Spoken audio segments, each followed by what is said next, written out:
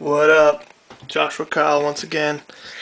I know I only had about 50 views of my video yesterday, but I had about a dozen emails and messages waiting for me. Last night when I got home from work, a lot of people actually asked me if I could redo it in better quality, just so they could see some of the stuff. And I had a couple people suggest a couple of tests that I should run to really push the system to see if it can in fact handle Video Scratch Live 1.1 on a PC. So in case you didn't see the other video, my computer is a Dell XPS 1730, dual core 2.5 gigahertz, 4 gigs of RAM, NVIDIA 8700 DVI out Blu-ray with an AGEA 100 megabyte physics graphic accelerator, which is an optional implant on the Dell site now. If you look at any of their gaming systems, I am beta testing Video Scratch Live 1.1. It's gonna go public beta soon. I don't know when. It's probably not gonna go public beta until 1.9 is an actual release. So plan on that. I can tell you that Video Scratch Live 1.1 is nasty. The effects and the transitions are just... That was the one thing that put me over the top for the permanent switch from Virtual DJ Video. Virtual DJ Video was great because it played everything, VOB files, MPEGs, MPGs, everything, MPG2, everything. So, but this, it was worth converting my whole library over to H.264 MP4s, because they perform really good and the quality is pretty decent. I'll still say some of the VOBs that play through Virtual DJ look money, but these are pretty damn good. So let's get into what I got into yesterday first. I changed some settings on my screen so you can see things a little bit better. So on the left deck here, we're going to do record rotate in dark flash BPM. We're going to use grid 1 instead of grid 3 that we used yesterday. And over here we got zoom, tile, and bass boom. We're going to start with the loops again. A couple people mentioned that loops actually don't work your system as hard as playing the track through. So we'll do that as well. Other people actually mentioned that just doing a benchmark test for 3 minutes isn't enough. I do use this every Saturday night for 6 hours, all video, 6 hours using this program. And it hasn't crashed on me yet. I've had a couple little glitchy things, but nothing that no one else hasn't mentioned before on different message boards, different issues. So what I'm going to do first is I'm just going to fire up these two tracks and let the effects run and just show you where we're at. Now right now I got Video Scratch Live going, and let's just take a look at where we're at. So the CPU's bouncing around 30%. RAM is at 50%. Now you notice yesterday it was up around 60 and 70, and I guess that what's one of the things that Video Scratch Live 1.1 is reduce the CPU wear when using the MP4s, which is really good. So of course I map my controller here for my bypass buttons, which I can use my 57 for, but these are pretty quick as well. So what we'll do is we'll fire up some tracks here. As you can see, I'm going to just take out all of the effects, so we just have regular videos now. So we just have our regular Flat Eric video. What I'm going to do first is I'm going to engage the effects. So we'll engage one effect. Actually, we'll go to this one. We'll engage the rotate, and then we'll engage the flash. Which what that does is adds that white flash like every 4 beats, which you can change that a little bit. So now we'll fire up the second track.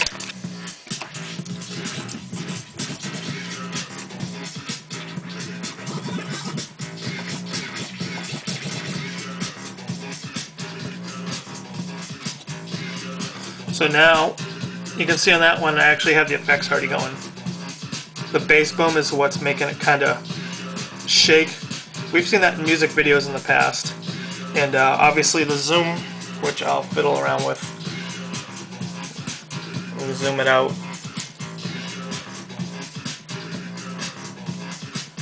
We'll zoom it back in. So we'll zoom it about right there, we'll leave it there.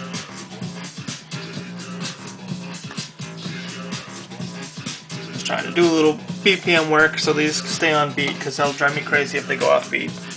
Alright, so we've got the 2 loops going. Seem pretty good. You can see the 2 12s are controlling this. This isn't an internal, it's in relative mode. So all 4 going, seems to be working pretty well. Processor, let's see where we're at. It's actually a little higher than it's been in the past. I do have my internet on and stuff, so, but the RAM is pretty solid, around 50%. There we go, it's dropped back down. So what I'm going to do now is put this over here, and one of the things the person had mentioned was this little test here. So hopefully this will stay without falling. Alright, first test. Scribble both turntables with all the effects going. So I'm going to go ahead and scribble both of these for about 10 seconds.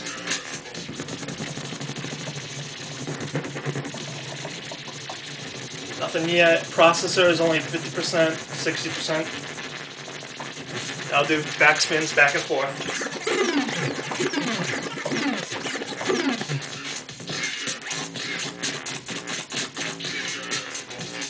Nothing.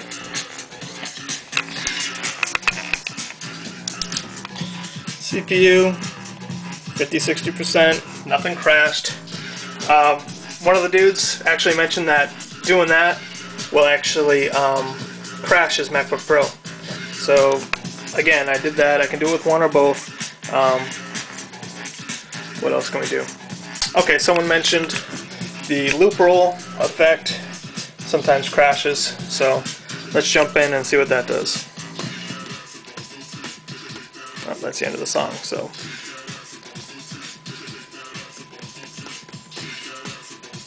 I gotta take that back to the beginning.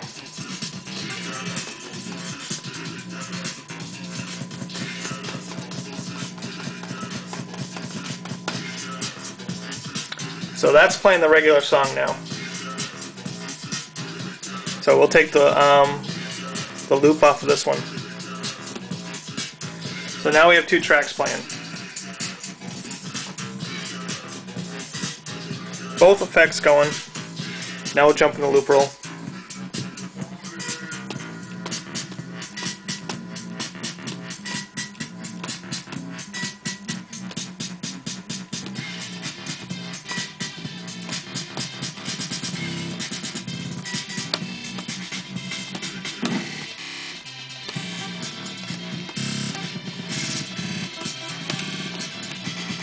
I'm doing 2 loops at a time, 2 loop rolls.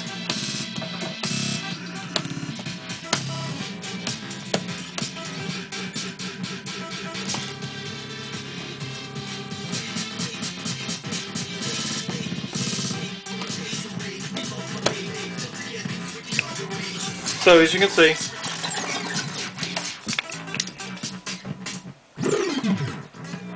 no issues. That's pretty much all I wanted to post. If anybody else can think of some other tests that I didn't do, aside from a long set, because I'm not going to do a time-lapse video. I do, like I said, I do use it every Saturday night and for 5 or 6 hours, and it doesn't crash. We ran 2 turntables, all 4 effects, including the grid effect, backspins, scribbles. As you can see in yesterday, I scrolled the crates and video. Pretty stable. So hopefully this will help some of the other guys out in just a little bit of a better quality video, not much different information than I put out yesterday. Alright? Done.